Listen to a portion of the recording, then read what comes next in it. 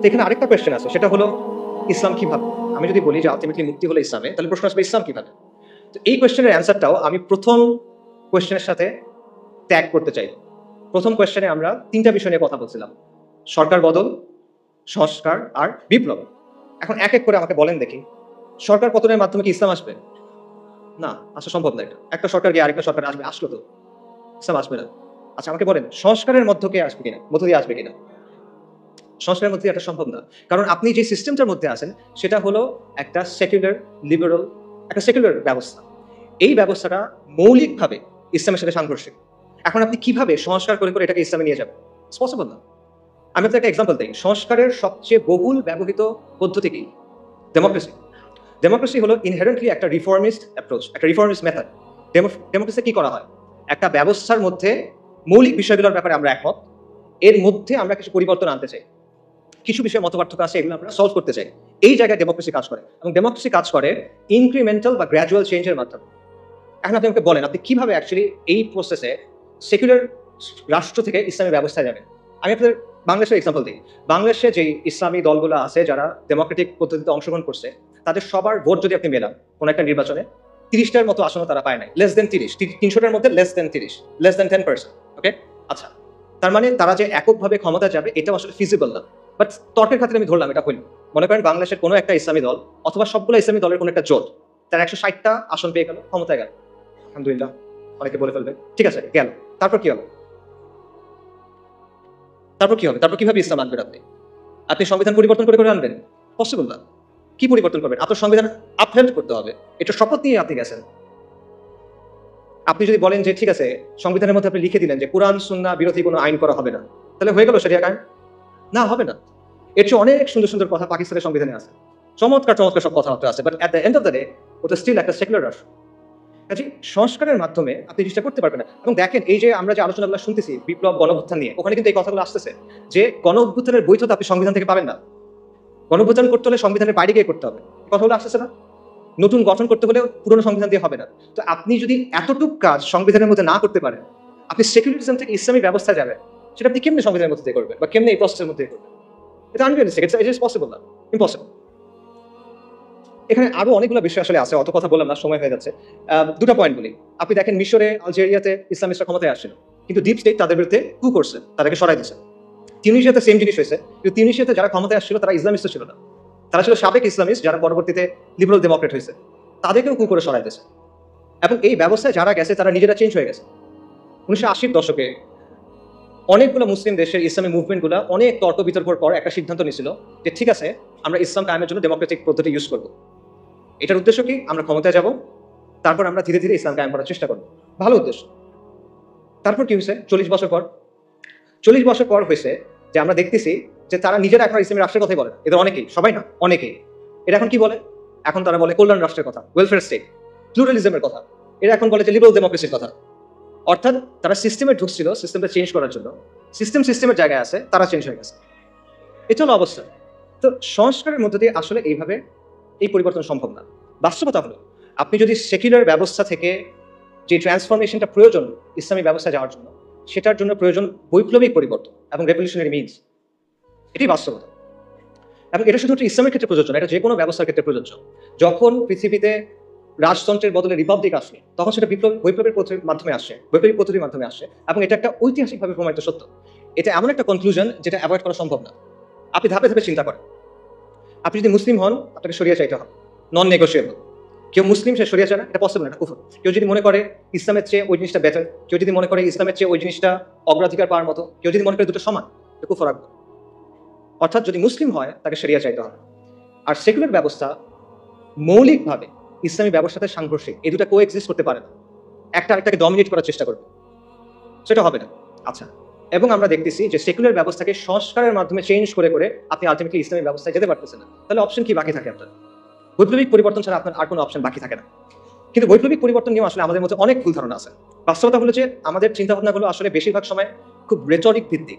আমরা ঢালাও কথাবার্তা বলি, আমরা অনেক আবেগ কথাবার্তা বলি, আমরা অনেক জজবার কথা বলি, কিন্তু আমরা দলিল, আদিল্লা, রিয়ালিটির অ্যানালিসিস, লজিক এগুলোর দিকে তাকাই। আমরা অনেক সময় চিন্তা করি যে বিপ্লব মনে হয় একটা ওভারনাইট ব্যাপার, রাতারাতি হয়ে যাবে। অথবা আমরা মনে করি যে আমি যা করতেছি করতে থাকবো, একদিন ডাক দিবে কেউ একজন, বিপ্লব হয়ে যাবে। ব্যাপারগুলো এরকম না আসলে। এখানে কিছু ম্যাটেরিয়াল কন্ডিশনস আছে, অথবা আপনি বলতে পারেন যে এখানে কিছু আসবাবের দুনিয়ার কিছু শর্ত আছে যেটা আপনার পূরণ করতে হবে, সেটা পূরণ না করলে আপনি এটা পারবেন না। একটা এক্সাম্পল দেয়, পানি কখন ফুটে, পানির বয়লিং পয়েন্ট কত? 100°C। এটা কি মুমিনের জন্য একরকম, কাফেরের জন্য আরেক রকম? না, এটা সবার জন্য সেম। কেন সেম? আল্লাহ দুনিয়ার নিজাম আল্লাহ ঠিক করে দিচ্ছেন এখানে, সবার জন্য এটা সেম। তো সমাজ এবং রাষ্ট্রের মধ্যেও এরকম কিছু ম্যাটেরিয়াল কন্ডিশনস আছে যেটা আপনার পূরণ করতে হবে। এই জিনিসটা আপনি আবেগ বা জজবা দিয়ে, আমরা হকের উপর আছি, জাস্ট এই বিষয়টা দিয়ে আপনি বাইপাস করতে পারবেন না। এই রিকোয়ারমেন্ট আপনাকে ফুলফিল করে আসতে হবে। হ্যাঁ, এমন হইতে পারে যে কাফেরদের জন্য যে রিকোয়ারমেন্ট, সেখানে আমাদের কিছু অ্যাডিশনাল রিকোয়ারমেন্ট থাকতে পারে, যেমন আমাদের ইমানি, আমলি, শারঈ, আকাইদি কিছু রিকোয়ারমেন্টস থাকবে যেটা একটা কমিউনিস্টের থাকবে না, কিন্তু ম্যাটেরিয়াল রিকোয়ারমেন্ট সেম, এটা আপনার লাগবে। তো এটা বাইপাস করে আপনি আসলে বৈপ্লবিক পরিবর্তনের দিকে যেতে পারবেন। এটা না করে আপনি যদি শুধু বলেন যে আমার ইমান আছে, আমার অনেক জজবা আছে, আমরা তো হকের উপর আছি, এভাবে আর হবে না। এটা তাওয়াক্কুলের ভুল বুঝ। বাস্তবতা হলো বৈপ্লবিক পরিবর্তন একটা লম্বা, জটিল, রুক্ষ প্রক্রিয়া, কঠিন একটা প্রক্রিয়া। এর মধ্যে নানা ধরনের জটিলতা আছে এবং এটার মধ্যে মাল্টি স্টেজ আছে, মানে মাল্টিপল স্টেজেস আছে, একাধিক স্টেজ আছে। ব্যাপারটা এভাবে চিন্তা করেন, মনে করেন আপনি কালকে আম খাইতে চান, আপনি আজকে গাছ লাগালেন, এটা হবে?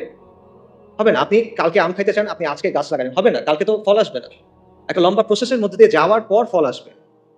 তো আপনি ওভারনাইট এটা চাইতে পারেন না যে আমি আজকে গাছ লাগাবো, কালকে ফল আসবে, হয় না।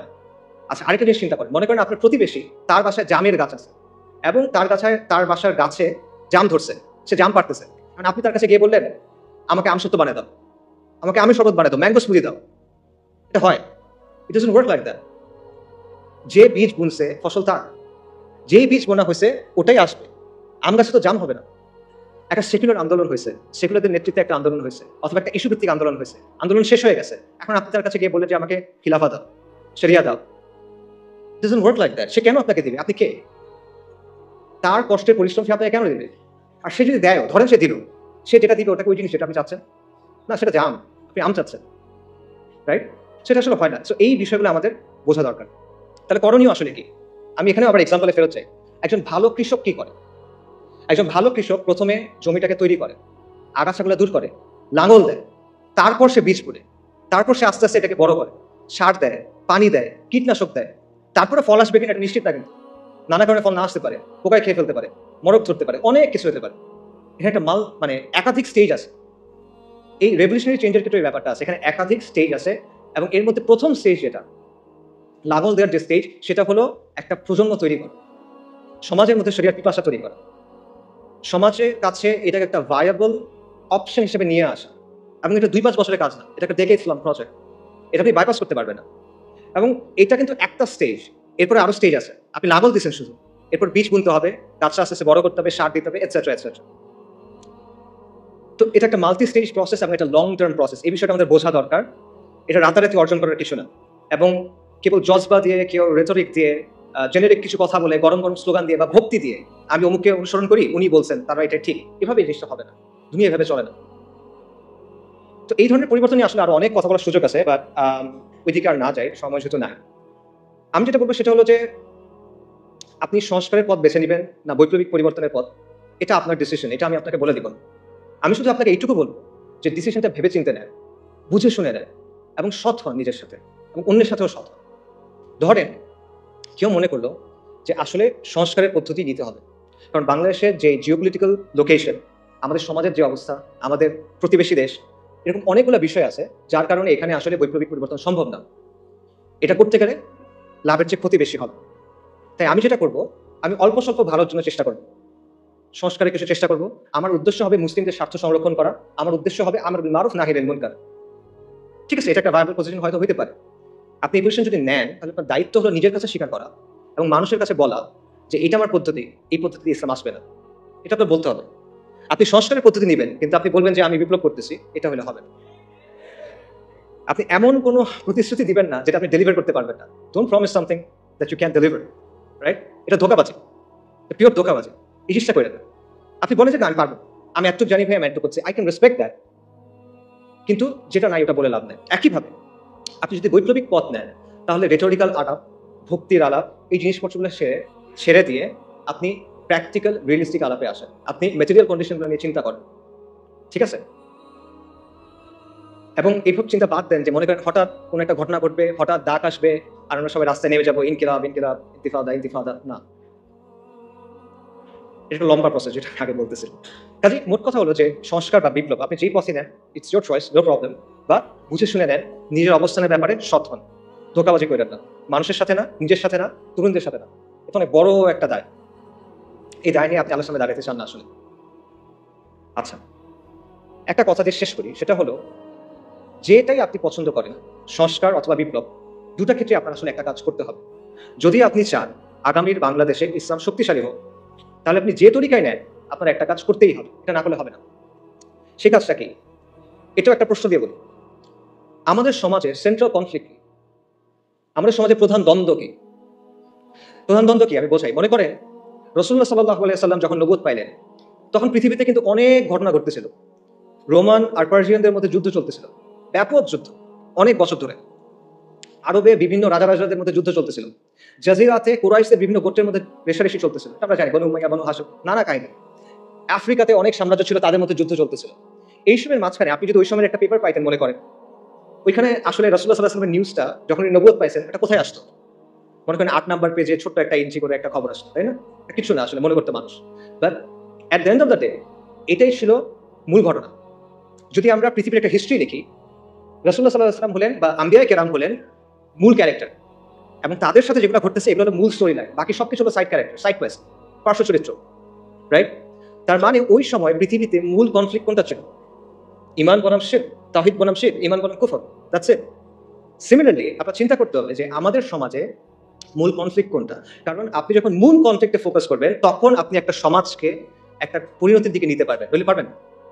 তা আমাদের সমাজে সেন্ট্রাল কনফ্লিক্ট কোনটা? আমরা অনেক কথাবার্তা বলি।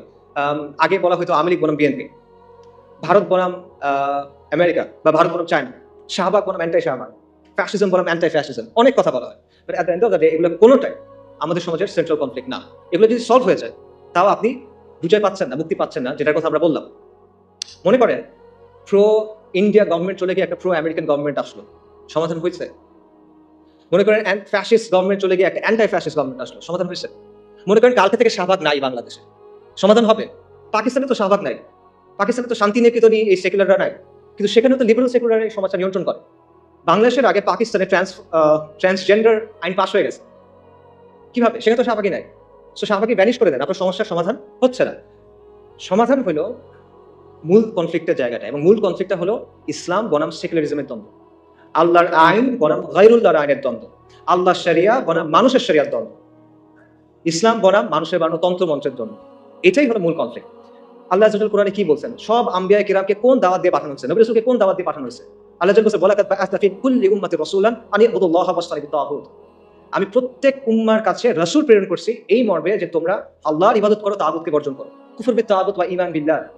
এখন আপনি আমাকে বলেন, যদি আপনি আল্লাহর উপর বিশ্বাস আনেন, তাহলে আপনি আল্লাহর আইনকে বাদ দিতে পারবেন? পসিবল? পসিবল না। আপনি যদি আল্লাহর উপর বিশ্বাস আনেন, আপনি গায়রুল্লাহর আইন মেনে দিতে পারবেন? পসিবল না। তাহলে আপনি যদি ঈমান বিল্লাহ এবং কুফর বিত তাগুত চান, তাহলে অবশ্যই আপনাকে মানতে হবে যে ইসলাম এবং সেকুলারিজমের মধ্যে একটা প্রচন্ড দ্বন্দ্ব আছে, এবং এটাই আসলে সবচেয়ে বড় দ্বন্দ্ব। আপনাকে কেউ বাধ্য করতেছেন আজকে যে তুমি গিয়ে লাত মানাত উজ্জার সামনে গিয়ে সিজদা করো, কেউ আপনাকে বলতেছে না যে তুমি হুবালের সামনে গিয়ে একটা জিনিস কোরবানি করো, কেউ বলবে না। কিন্তু সে কি বলবে? আল্লাহর আইন ছাড়ো, গায়রুল্লাহর আইন ধরো, সেটা আপনাকে বলবে। সো এইটাই হলো সেন্ট্রাল কনফ্লিক্ট, এবং এই বিষয়টাকে আমাদের দাওয়ার মূল ভিত্তি বানাইতে হবে, এবং আমাদেরকে এটা সমাজের মূল প্রশ্নে পরিণত করতে হবে, যেটা আমরা পারি নাই। এখানে আমরা স্পেকটাকুলারলি ফেল করছি। বাংলাদেশের সাধারণ মানুষ যখন তার ভবিষ্যৎ নিয়ে চিন্তা করে, সে কি বলে? দেখেন, সে কিসের কথা বলে? সে বলে ডেমোক্রেসির কথা, সে ভোটের কথা বলে, সে অর্থনীতির কথা বলে, কিন্তু সে কিন্তু শরিয়ার কথা বলে না। এটা সেকুলারদের সাফল্য যে তারা তাদের স্লোগান, তাদের চিন্তাগুলো মানুষের কাছে পৌঁছে দিতে পারছে, এবং আমাদের ব্যর্থতা যে এত ইম্পর্টেন্ট একটা বিষয় আমরা মানুষের কাছে পৌঁছে দিতে পারি নাই। কাজে যদি আমরা ইসলামের বিজয় চাই, তাহলে অথবা আমরা ইসলামকে শক্তিশালী করতে চাই, আবারও বলতেছি, আপনি সংস্কার চান অথবা আপনি বিপ্লব চান, এই কাজটা আপনার করতেই হবে। ইসলাম এবং সেকুলারিজমের মধ্যে যে দ্বন্দ্ব, এটাকে আপনার সমাজের সেন্ট্রাল কনফ্লিক্টে পরিণত করতে হবে। বাকি সবকিছু সেকেন্ডারি। হ্যাঁ, অবশ্যই ব্যক্তি পর্যায়ে আপনি দাওয়া করবেন ঈমান, আমল, আকীদার, অফকোর্স এটা বাদ যাবে না। বাট যখন আপনি সামষ্টিক পর্যায়ে যাবেন, সমাজের কথা বলবেন, তখন এটা আপনার দাওয়ার মূল কেন্দ্র হতে হবে। পাশাপাশি আরেকটা জিনিস আপনাকে করতে হবে, সেটা হলো মানুষের জীবনের সাথে যে জড়িত যে বিষয়গুলো আছে, যেগুলো নিয়ে মানুষ কনসার্ন, সেগুলো নিয়ে আপনার কথা বলতে হবে, এবং সেটা বলতে হবে ইসলামের জায়গা থেকে। এবং এটাও নবী রাসূলদের দাওয়ার সুন্নাহ। নবী রাসূলগণ তাওহীদের দাওয়াত দিয়েছেন, অবশ্যই সত্য। একই সাথে তারা কিন্তু সমাজের জুলুম এবং অনাচারের বিরুদ্ধে কথা বলছে। ফিরআউন বনী ইসরাইলকে বন্দী করে রাখছিল, তাদের উপর জুলুম করতেছিল। আল্লাহ যখন মূসা আলাইহিস সালামকে ফিরআউনের কাছে পাঠালেন, মূসা আলাইহিস সালাম গিয়ে কি বললেন? আল্লাহর ইবাদত করো, আল্লাহর উপর ঈমান আনো, বনী ইসরাইলের উপর জুলুম করা বন্ধ করো, বনী ইসরাইলকে ছেড়ে দাও। লূত আলাইহিস সালাম তার কওমকে কি বললেন? যে তোমরা এই বিকৃত কাজ ছেড়ে দাও। তারা কিন্তু ঈমান আনে নাই তখন, তাও তিনি এটা বলতেছেন। শুআয়ব আলাইহিস সালাম মাদিয়ানবাসীকে কি বলছেন? যে তোমরা আল্লাহর উপর ঈমান আনো এবং ওজনে কম দিও না, পরিমাপে কম দিও না, কারণ ওটা ছিল ওই সমাজের সবচেয়ে বড় সমস্যা।